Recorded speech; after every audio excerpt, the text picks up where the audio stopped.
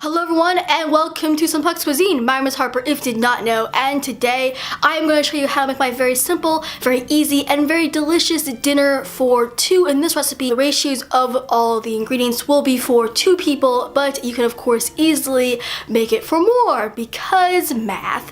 But with that, let us begin. Now first things first is to boil a pot of water, and then while the water is being boiled, take your potatoes and skin them and then cut them in large-ish cubes. Bring them over to the stove and let them more or less wait until the pot of water is done boiling. Now when you're waiting for the pot of water to boil all the way, you can do some maintenance works. If you have a block of cheddar cheese, cut the cheddar cheese into thin strips or shred them. I have a shredder, but then I messed up, so I just had to cut them in thin strips because I'm extra that way. And you can also cut the tips off of the green beans so you don't have that kind of weird tip off the green beans. I don't know what they're called. I'm not very good at the anatomy of a green bean or any kind of plant at this point. So, just more or less cut off the tips of the green beans, and then of course the final but very important step after of course mincing your garlic, which I realize is also a very important step.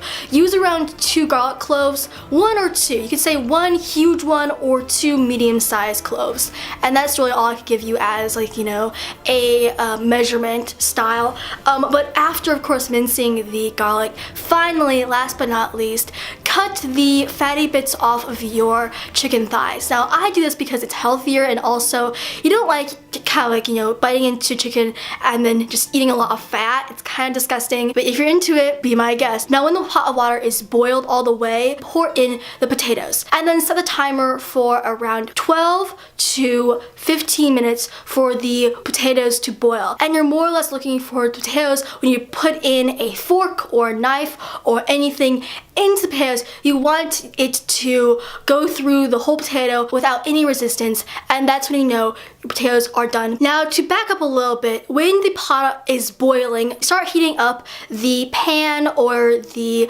griddle or whatever you're using to cook your chicken. And while the griddle is heating up, season your chicken with salt and Italian seasoning. And then when that griddle is heated to a point where you can put some water on the griddle and the water will immediately evaporate, pour on some oil, spread it around the griddle, and then place down your chicken. Now you're cooking chicken on a medium to more or less high heat for around 8 minutes. Now when the 8 minutes is up, flip over the chicken and then cook for another 3 minutes or so, or until the chicken is completely cooked. Now I'm using very small chicken thighs, and so if you're using bigger chicken thighs or chicken breast or whatever, of course orient the timing of the chicken. Now while chicken's cooking, your potatoes should be done cooking. Now when potatoes are cooked all the way, drain the potatoes in a colander and then place potatoes into a large bowl.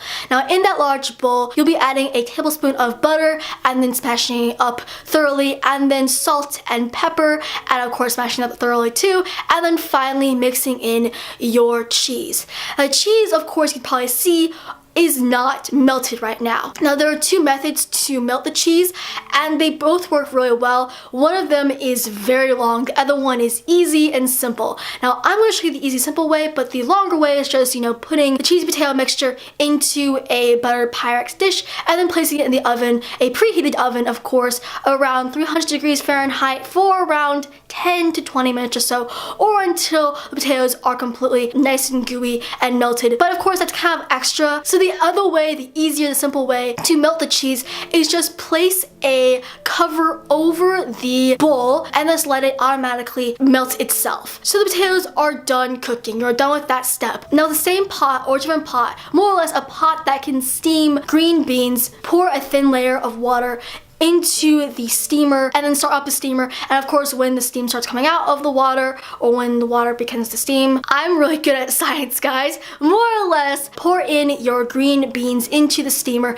and then steam the green beans for around 5 minutes or so. Now at this point the chicken should be done cooking on both sides. If they're not, cook them more, but when they are done cooking, of course take them out of a pan and then wrap them up in tin foil in the plate you're using to keep the chicken nice and warm, and then leave it next to the potatoes or, you know, near a warm place so everything can stay warm and nice so you don't have a cold dinner. Now when the chicken is done, heat up a pan for your green beans, and then when the pan is heated up to a point where it can melt butter, melt a half tablespoon of butter in the pan, and then toss in your minced garlic, and then cook the garlic until golden brown. And when the garlic is cooked to that point, and the green beans of course should be steamed for around 5 minutes, pour in the green beans and saute them for a couple of minutes until the green beans, the butter, and the delicious garlic is all mixed up. And of course dispense them on another plate. Bring out the chicken, the cheesy potatoes, and the green beans to the area that you will be plating up the food,